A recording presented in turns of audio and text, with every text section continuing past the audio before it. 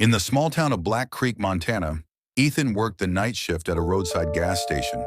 The station sat alone on a deserted highway, surrounded by pine forests that seemed endless in the darkness. Most nights were quiet. One rainy October night, Ethan noticed something strange.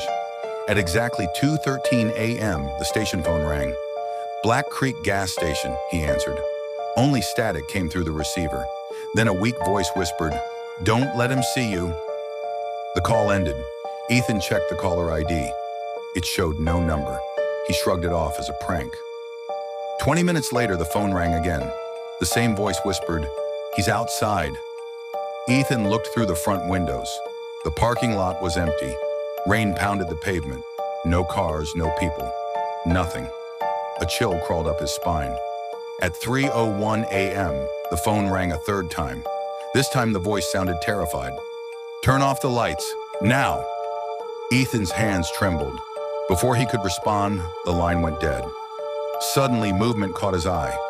Across the highway, standing among the trees, was a tall figure. It wasn't moving. It wasn't walking. It was simply standing there, watching. Ethan locked the doors. The figure remained motionless for nearly an hour. Then, without warning, it vanished. Relieved, Ethan decided he was imagining things. At 3:47 a.m., the phone rang again. "You looked at him!" It was the same voice. "Who are you?" Ethan shouted. The caller began crying. "Because you looked at him, he knows where you are." The line disconnected. Then something tapped on the front glass. Tap, tap, tap. Ethan slowly turned toward the window. The figure was standing inches away. Its face was pale and stretched into a smile that looked almost human. Almost. The station lights suddenly went out. Darkness swallowed everything. Ethan grabbed a flashlight and ran into the storage room. He could hear the front door opening. Footsteps echoed across the floor. Slow, heavy, coming closer. The flashlight flickered. Then he heard a phone ringing. Not the station phone, his cell phone. It was lying on a shelf beside him. The screen showed an incoming call. The caller ID displayed his own name. Heart pounding, he answered. A voice whispered, "Don't turn around." Ethan froze. Something was breathing behind him. Warm breath touched the back of his neck. The call ended.